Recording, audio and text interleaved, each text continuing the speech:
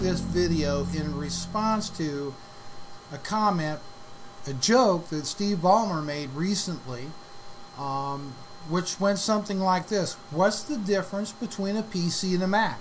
And the answer, $500 and a logo. Microsoft found that kind of amusing, and probably a lot of people would, but you know, it really got me thinking, is a Mac worth the supposed premium price that it commands over a PC? And I'm going to just, the design of the computer, you know, the looks of it aside, I'm going to put that totally aside in what I have to say here. And I think the answer, of course, like always, is not clear-cut. You know, it's really depends on the two things: the market segment and the use of the machine. All right, by market segment, I'm talking about the consumer market, the educational market, and the enterprise market space. So we're not really going to talk about the educational space so much, but let's start with the consumer market.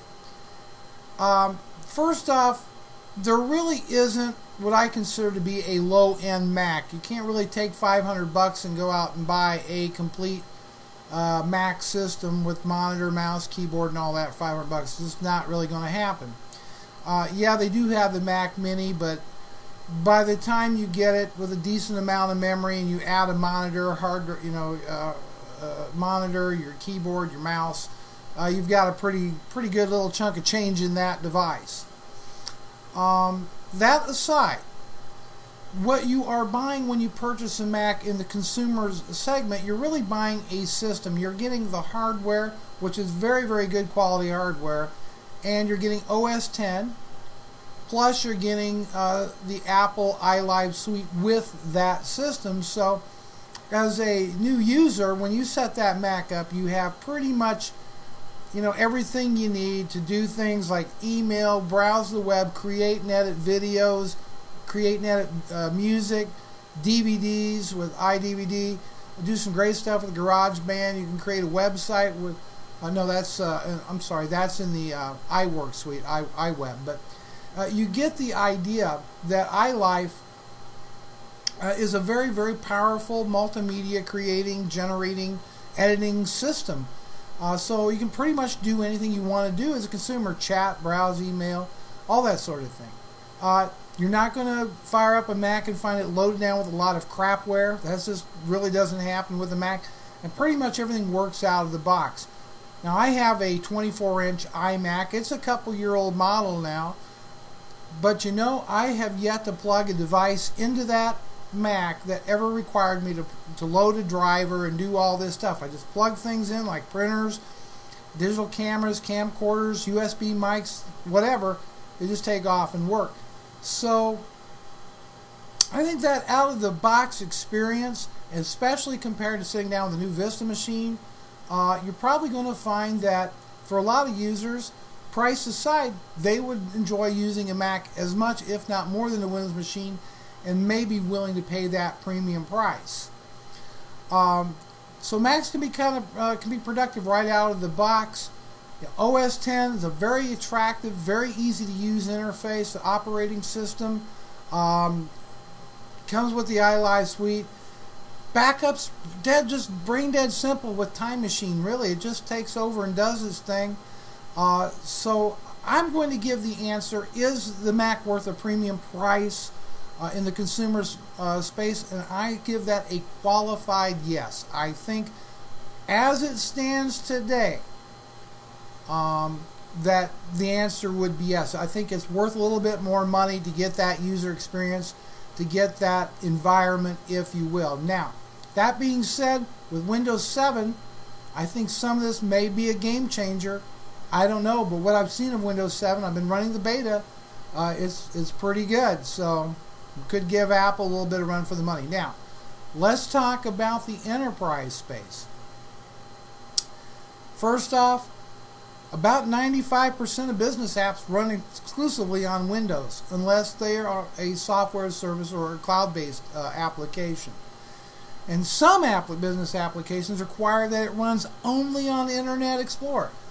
I'm talking in particular some of the Microsoft applications, such as their dynamic CRM system, will only run on Internet Explorer. QuickBooks for Windows has many more features and a better product than the one, unfortunately, that comes with Mac. Mac does not have a true Outlook type application. They have what they call Entourage. It'll only sync email, your contacts, and your calendars. It won't do tasks or notes. Won't do those. It's, I think, a horribly bad written application, and I try to avoid it whenever possible. It does come with Office 2008. Installing a Mac into a Windows network, and I'm running a Small Business Server 2003 network here in my office. Not exactly as easy as advertised. I had to do some stuff with Active Directory to make it all kind of work. It wasn't as painless as advertised to be. As I said, there's no real Outlook Exchange client for the Mac. Now, Office 2008 is not as impressive, in my opinion, as Office 2007.